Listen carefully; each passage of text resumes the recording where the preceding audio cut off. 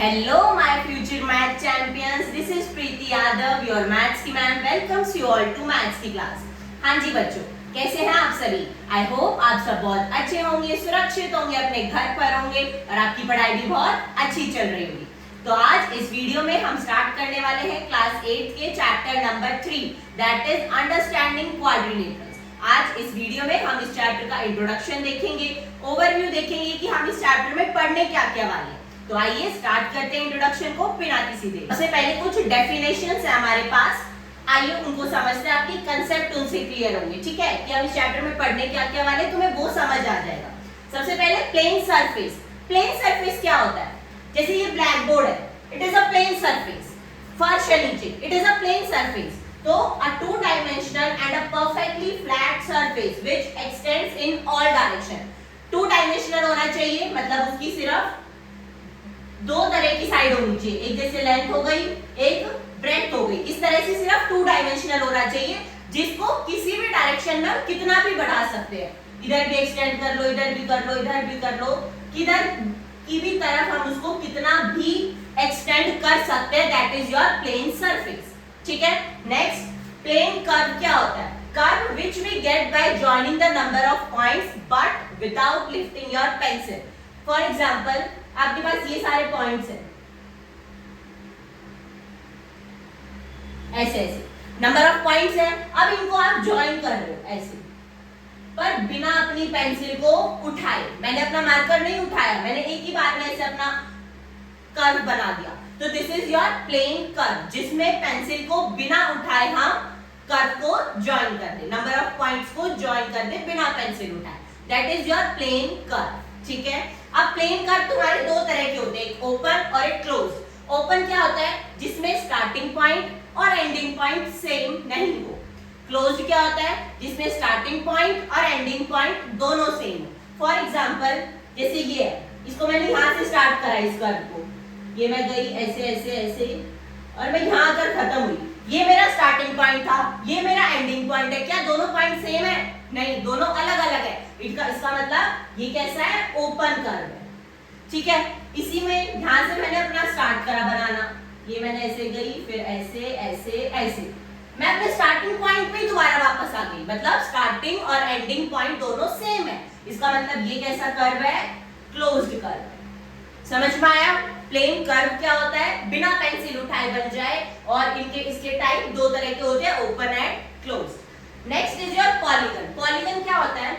A simple closed curve which are made up of line segments only. जो line मैंने underline करी है ना, इसमें ये पॉइंट्स इंपॉर्टेंट है पॉलीगन की डेफिनेशन में. पॉलीगन क्या है? Simple closed curve. Close curve तो सबको समझ आ गया, जिसमें स्टार्टिंग पॉइंट और एंडिंग पॉइंट दोनों सेम हो, वो क्या है? क्लोज्ड कर्व है. अब सिंपल का क्या मतलब है?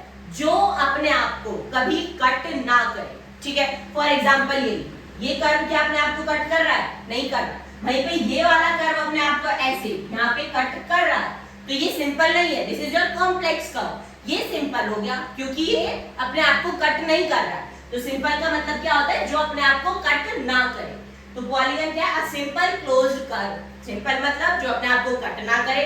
क्लोज्ड कर्व मतलब जिसका स्टार्टिंग और एंडिंग पॉइंट दोनों सेम हो, which are made up of line segment. पर सिर्फ लाइन सेगमेंट से बने होने चाहिए.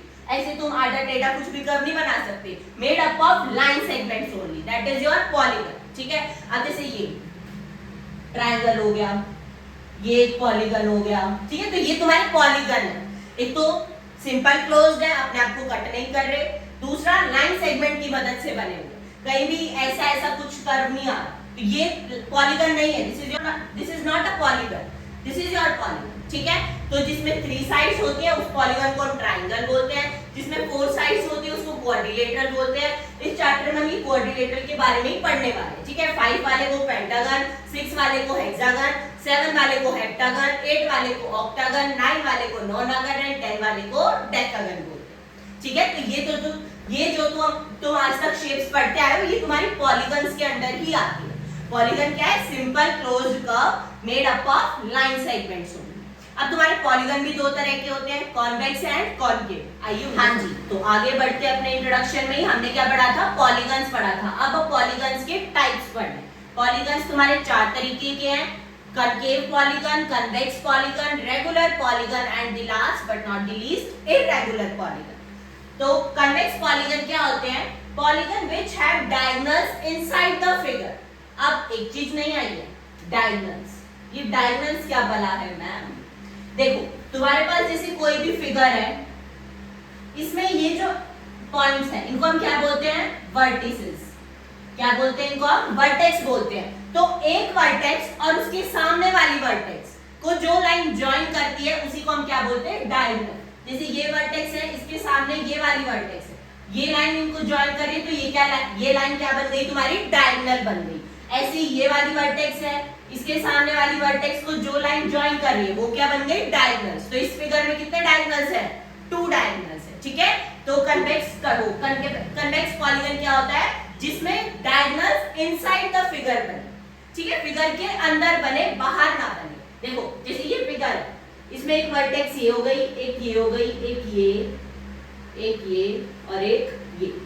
तो आमने सामने वाली वर्टेक्स को ज्वाइन कर दो तुम लाइन सेगमेंट की मदद से. जैसे ये इसके सामने ये वाली ज्वाइन कर दी, इसके सामने ये वाली, इसके सामने ये वाली. तो ये क्या बन गए? इसके डायगोनल्स. और डायगोनल्स कहां बन रहे हैं? फिगर के अंदर बन रहे हैं. कोई भी डायगोनल फिगर के बाहर नहीं है, सब अंदर है. इसका मतलब कैसा पॉलीगन है? ये कन्वेक्स पॉलीगन.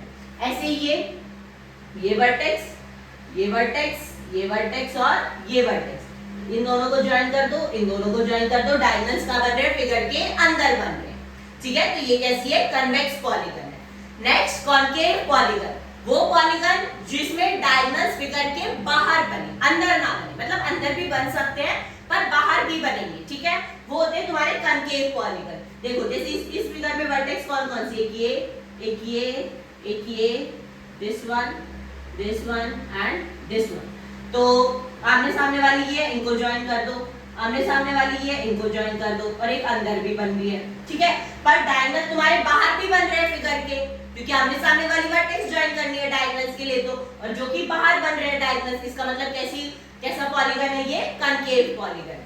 ऐसी इसमें ये वर्टेक्स है, ये वर्टेक्स है, ये vertex, this one and this one. इन दोनों को ज्वाइन कर दो. कहां बन रहा है? डायगोनल फिगर के बाहर बन रहा है, अंदर नहीं बन रहा. तो कैसा है? Concave polygon. समझ में आ गई? Convex concave. डायगोनल्स अंदर जिसमें बन रहे हैं कन्वेक्स, जिसमें डायगोनल्स बाहर बन रहे हैं कॉन्केव. ठीक है. Next regular polygon. रेगुलर का क्या मतलब है? वो पॉलीगन जिसमें सारी साइड्स और सारे एंगल्स इक्वल मेजर के हो. मतलब एक साइड अगर 4 सेंटीमीटर की है तो बाकी सारी साइड भी पॉलीगन की 4 सेंटीमीटर की ही होगी.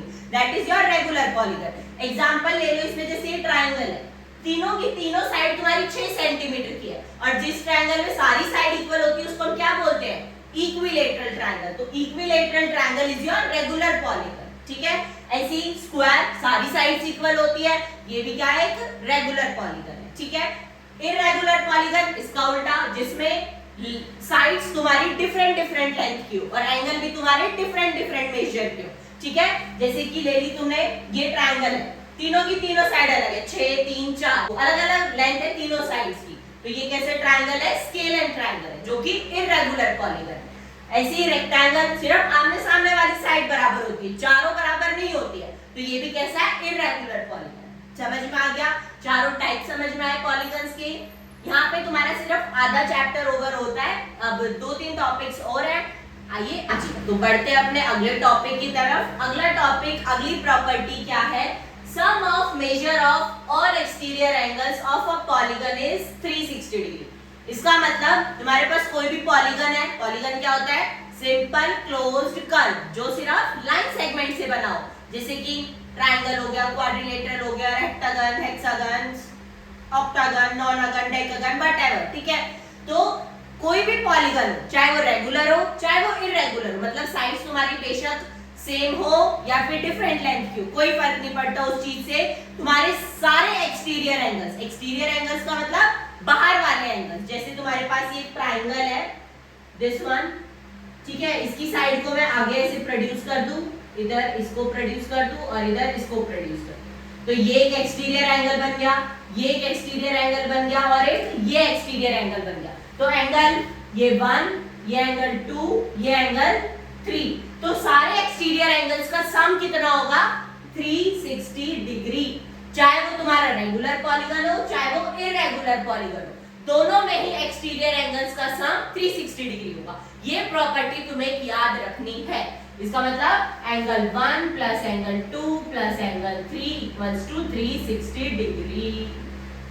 ठीक है, और एक चीज याद रखनी है कि जो एक्सटीरियर एंगल बन रहा है वो हमेशा एक्सटेंडेड लाइन और जो असली लाइन है फिगर की उन दोनों के बीच में ही बनेगा। ठीक है, जैसे ये एक एक्सटेंडेड लाइन है और ये तुम्हारी नेक्स्ट लाइन है फिगर की, तो इन दोनों के बीच में ही बनेगा तुम्हारा एक्सटीरियर एंगल। ठीक है, इसको याद रखना है। अब ये जो प्रॉपर्टी ये यूज कहां पर आती है, ये यूज होती है नंबर ऑफ साइड्स निकालने के लिए। क्या फॉर्मूला है वो भी देख लो। Number of sides is equals to sum of all exterior angles, जो कि 360 डिग्री होता है, अपॉन में measure of one exterior angle. इसका मतलब तुम्हें जैसे क्वेश्चन में दे देगा कि फिगर है कोई भी तुम्हारी, उसमें एक एक्सटीरियर एंगल तुम्हारा 40 डिग्री का है, तो उसकी नंबर ऑफ साइड्स बताओ। तो इसमें पुट कर दो सम ऑफ ऑल एक्सटीरियर एंगल 360 है, अपॉन में एक एक्सटीरियर एंगल क्वेश्चन में दे रखा है 40 डिग्री, तो 360 अपॉन में 40 डिग्री, 0 से 0 गया, 4 1 जा 4, 4 9 जा 360, तो उस फिगर में 9 साइड्स आएंगी। समझ में आ गया। और वहीं अगर तुमसे पूछ ले major of one exterior angle, तो इसको ऊपर ले आना, नंबर ऑफ साइड्स को नीचे ले जाना। ठीक है, तो ये फॉर्मूला तुम्हारा बहुत इंपॉर्टेंट है। तुम्हारी सेकंड एक्सरसाइज जो 3.2 है इसी पर बेस्ड है, इसी फॉर्मूले पर, इसी प्रॉपर्टी पर कि सारे एक्सटीरियर एंगल्स का सम, कोई भी पॉलीगन हो, रेगुलर हो इरेगुलर हो, सबका एक्सटीरियर एंगल का सम 360 डिग्री होता है। और एक ये नंबर ऑफ साइड्स वाला फॉर्मूला। ठीक है, आगे बढ़ जाए। हाँ जी, तो आगे बढ़ते हैं अपने नेक्स्ट टॉपिक पे। Next topic is quadrilateral. अब आया है चैप्टर का असली अंडरस्टैंडिंग क्वाड्रिलेटर्स। चैप्टर का नाम था, पर अभी तक क्वाड्रिलेटर्स पढ़ा ही नहीं था। पॉलीगन में, कर्व में, एक्सटीरियर एंगल, इन सब में घूमे जा रहे थे। अब आ जाओ क्वाड्रिलेटर पे। ये क्वाड्रिलेटरल क्या होता है, व्हाट इज दिस क्वाड्रिलेटर?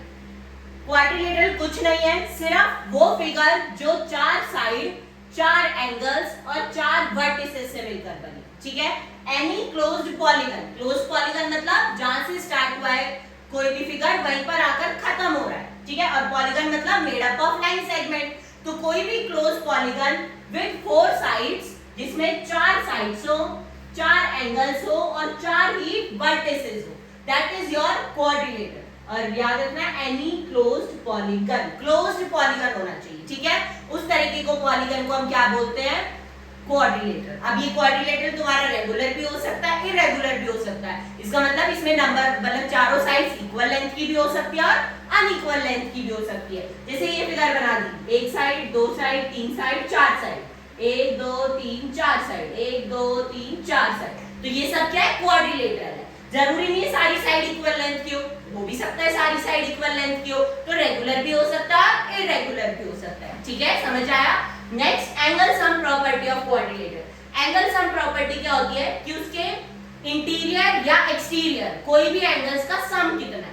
तो क्वाड्रिलेटरल के एक्सटीरियर एंगल्स का सम कितना होता है 360 डिग्री, और इंटीरियर एंगल्स का सम भी कितना होता है 360 डिग्री। पीछे हम पढ़ के आए थे कोई भी पॉलीगन है उसके एक्सटीरियर एंगल्स का सम 360 है। क्वाड्रिलेटरल में भी एक्सटीरियर का सम 360 है, यहाँ पे इंटीरियर एंगल्स का सम भी 360 डिग्री है।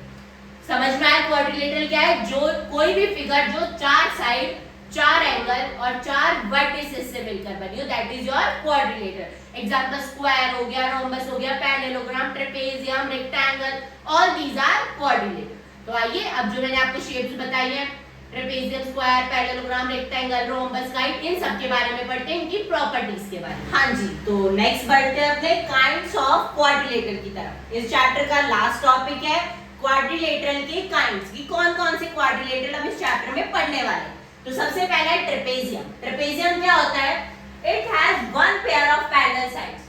वो क्वाड्रिलेटरल, वो 4 साइड की फिगर जिसमें एक पेयर हो, सिर्फ एक ही पेयर हो पैरेलल साइड्स का। पैरेलल साइड्स क्या होती हैं, वो साइड जो कभी भी इंटरसेक्ट ना करें। दीस 2 साइड्स आर पैरेलल, ऐसे ऐसे चलती जा रही है, कभी आपस में मिलेंगी नहीं, कभी इंटरसेक्ट नहीं करेगी, आगे आगे बढ़ती जाएगी, जिनके बीच का डिस्टेंस हमेशा सेम रहेगा, that is your parallel sides. तो ऐसी फिगर जिसके अंदर एक पेयर हो पैरेलल साइड्स का, जैसे AB is parallel to CD, this figure is your trapezium. एक ही साइड पैरेलल है आपस में, ए बी पैरेलल है सिर्फ सी डी के।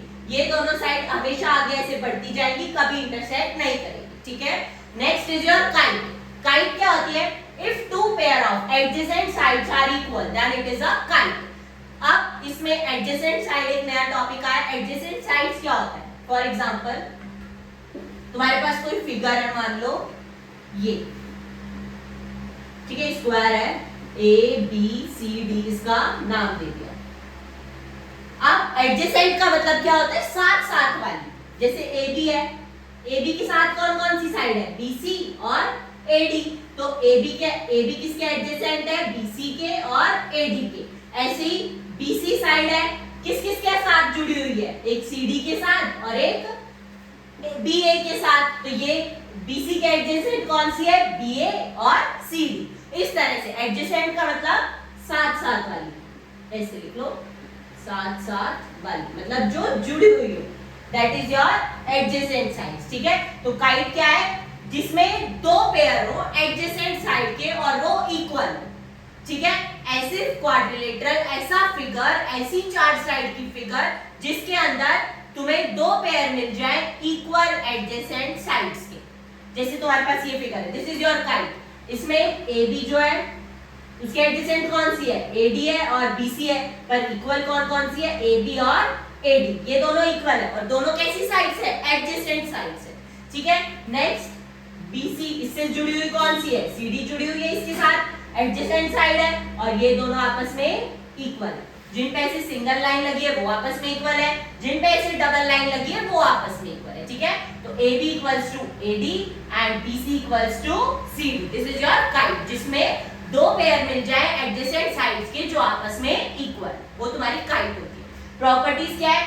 To diagonals are perpendicular to each other. अब डायगोनल्स क्या होते हैं? जो आमने सामने वाली वर्टेक्स को जो लाइन ज्वाइन करे, that is your diagonal. For example ये और ये दोनों लाइन तुम्हारी क्या है? डायगोनल्स है। अब डायगोनल्स क्या बोले? परपेंडिकुलर। परपेंडिकुलर का मतलब 90 डिग्री के एंगल बनाते हैं आपस में, ठीक है, बना रहे हैं। One diagonal bisects the other. एक डायगोनल दूसरे डायगोनल को बाइसेक्ट करता है। बाइसेक्ट करने का मतलब दो इक्वल पार्ट में डिवाइड कर रहा है। जैसे ये एक डायगोनल है, ठीक है, बीडी, और एक डायगोनल है एसी। तो एसी डायगोनल बीसी लाइन को दो इक्वल पार्ट में ऐसे डिवाइड कर रहा है। ये जिसको नाम दे दो ओ, तो BO इक्वल्स टू OD। एक AD डायगोनल BD वाले डायगोनल को दो इक्वल हिस्सों में डिवाइड कर रहा है। Angle B equals to angle D। ये वाला जो एंगल है और ये वाला जो एंगल है B और D, ये आपस में इक्वल है, पर A और C ये ऊपर नीचे वाले एंगल, ये वाले आपस में इक्वल कभी नहीं होते, ठीक है। समझ में आ गया काइट? आगे बढ़ जाए तो नेक्स्ट क्वाड्रिलेटरल की तरफ बढ़ते हैं। नेक्स्ट है हमारा parallelogram. What is this parallelogram? If two pairs of opposite sides are parallel in a quadrilateral, then it is a parallelogram. वो quadrilateral, वो चार साइड की फिगर जिसमें तुम्हें दो पेयर मिल जाए पैरेलल साइड्स। पैरेलल साइड मतलब जो अपने आप को कभी इंटरसेक्ट ना करे, और ऐसी साइड्स के तुम्हें दो पेयर मिल जाए, उसे हम क्या बोलेंगे? पैरेललोग्राम। फॉर एग्जांपल ये तुम्हारे पास एक फिगर है, इसमें ए बी साइड पैरेलल है सी डी के, और ए डी साइड पैरेलल है बी सी के। तो दो पेयर मिल गए ना, फर्स्ट पेयर सेकेंड पेयर, दो पेयर जिसमें पैरेलल साइड्स के मिल जाए जिस फिगर में, उसे हम क्या बोलते हैं? पैरेललोग्राम। अब इसकी प्रॉपर्टीज पे आ जाओ। Opposite sides and angles are equal.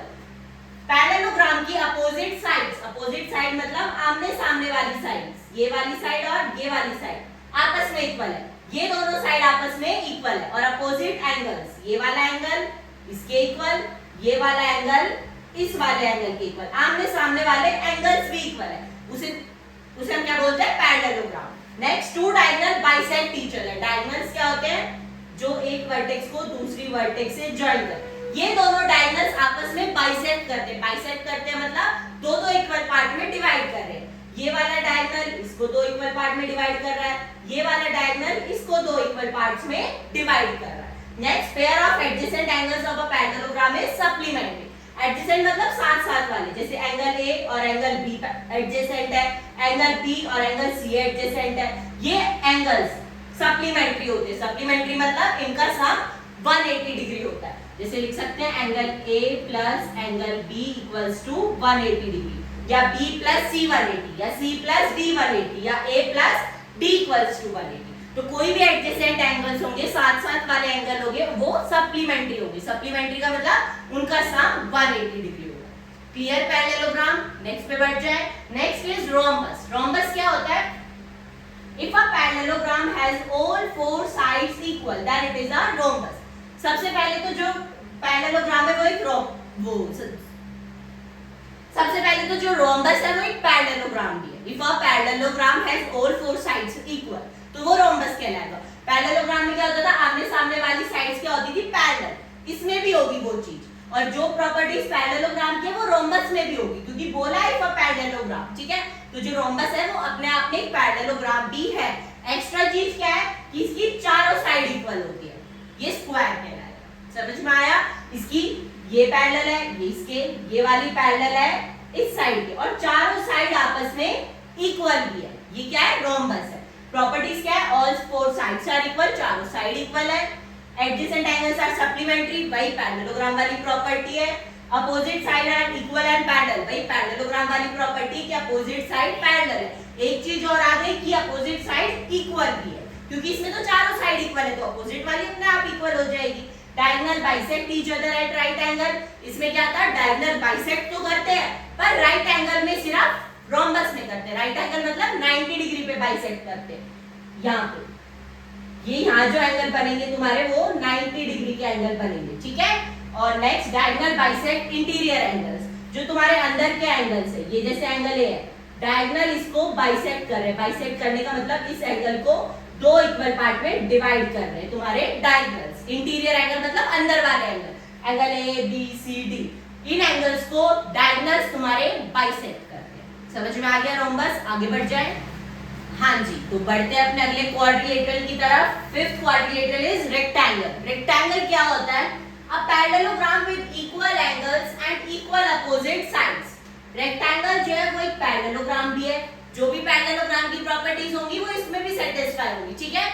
वो पैरेललोग्राम जिसमें इक्वल एंगल्स हो सारे, इसके जो सारे एंगल्स हैं, angle A B C D, सारे इक्वल होते हैं। और कितने डिग्री के होते हैं सारे एंगल्स? 90 डिग्री के, ठीक है। और अपोजिट साइड्स इक्वल होती है। एंड इक्वल अपोजिट साइड मतलब ए बी साइड इक्वल है सी डी के, और बी सी साइड इक्वल है ए डी के, ठीक है। उसमें क्या होता था? पैरेललोग्राम में अपोजिट साइड्स पैरेलल होती थी, इक्वल नहीं होती थी।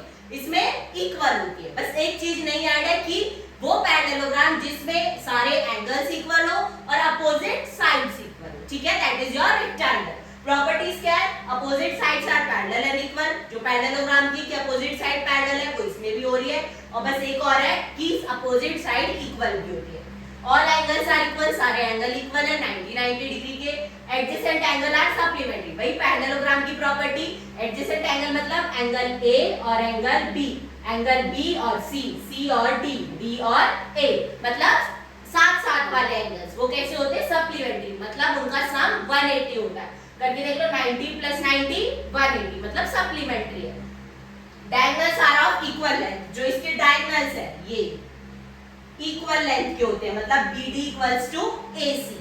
Diagonal bisect each other, diagonals एक दूसरे को बाइसेक्ट करते हैं, मतलब दो इक्वल पार्ट में डिवाइड करते हैं, ठीक है। नेक्स्ट पे बढ़ जाए। Next is your square. Square क्या होता है? A rectangle with all four sides equal is called square. Square जो है वो एक रेक्टेंगल भी है। अ रेक्टेंगल मतलब जो भी रेक्टेंगल की प्रॉपर्टीज है वो तुम्हारी स्क्वायर में भी लगेंगी, ठीक है। बस फर्क क्या है? रेक्टेंगल में आमने सामने वाली साइड इक्वल थी, इसमें चारों साइड आपस में इक्वल है। दैट इज योर स्क्वायर, ठीक है। तो AB equals to BC equals to CD equals to DA, मतलब चारों साइड आपस में क्या है? तुम्हारी इक्वल है, ठीक है। That is your square. Properties क्या है? All four sides are equal, ठीक है जी, सारी साइड इक्वल है। अपोजिट साइड्स आर पैरेलल, वही रेक्टेंगल वाली प्रॉपर्टी है कि ये साइड इसके पैरेलल और BC साइड AD के parallel. Diagonals are of equal length, वही रेक्टेंगल की प्रॉपर्टी है कि इसके डायगोनल्स भी इक्वल लेंथ के होते हैं। Diagonals are perpendicular bisector of each other, जो डायगोनल्स है वो एक दूसरे को बाइसेक्ट भी करते हैं, पर 90 डिग्री के एंगल पर। यहाँ पर जो एंगल बनेगा इनके बीच में वो 90 डिग्री का बनेगा। परपेंडिकुलर का मतलब 90 डिग्री का एंगल बन रहा है, और बाइसेक्ट करने का मतलब दो इक्वल पार्ट में डिवाइड हो रहे हैं, ठीक है। All four angles are of 90 degree, वही रेक्टेंगल वाला कि चारों एंगल्स जो है वो 90 डिग्री के होते हैं, ठीक है, समझ में आ गए। तो ये थे तुम्हारे 6 तरह के क्वाड्रिलेटरल। जो मैंने क्वाड्रिलेटरल के काइंड्स बताए हैं, इसमें से एमसीक्यू जरूर बन जाते हैं और बच्चे घूम जाते हैं इन प्रॉपर्टीज में। तो इन प्रॉपर्टीज को बार बार रिवाइज करना, अच्छे से दिमाग में फिट कर लेना, बहुत काम आने वाली है। लास्ट की जो 2 एक्सरसाइज है 3.3 एंड 3.4, उसमें बहुत काम आएंगी प्रॉपर्टीज। ठीक है, तो अच्छे से पढ़ना इनको। इसी के साथ हमारा चैप्टर नंबर 3 का इंट्रोडक्शन वाला पार्ट यहीं पे खत्म होता है। अगली वीडियो में हम अपनी 3.1 स्टार्ट करेंगे। उसमें वही है तुम्हारा curve, polygon, simple close curve, complex curve, whatever जो इंट्रोडक्शन में ही पढ़ाया। ठीक है, तो मिलते हैं आपसे बहुत ही जल्द नेक्स्ट वीडियो में अपनी 3.1 के साथ। तब तक के लिए वीडियो को लाइक कर देना, चैनल को सब्सक्राइब कर देना और अपने दोस्तों के साथ वीडियो को शेयर जरूर कर देना। और हाँ, अगर तुम्हें मैथ्स के इंपॉर्टेंट क्वेश्चन जानने हैं, फॉर्मूला शीट चाहिए हर चैप्टर की, मैथ्स को टिप्स ट्रिक्स ये सब जानने हैं, मैथ्स को कैसे पढ़े, तो अपनी मैम को इंस्टाग्राम पे फॉलो कर लेना। इंस्टाग्राम का लिंक तुम्हें नीचे डिस्क्रिप्शन में मिल जाएगा। मिलते हैं आपसे बहुत ही जल्द नेक्स्ट वीडियो में 3.1 के साथ। तब तक के लिए goodbye, take care, Radhe Radhe, bye bye.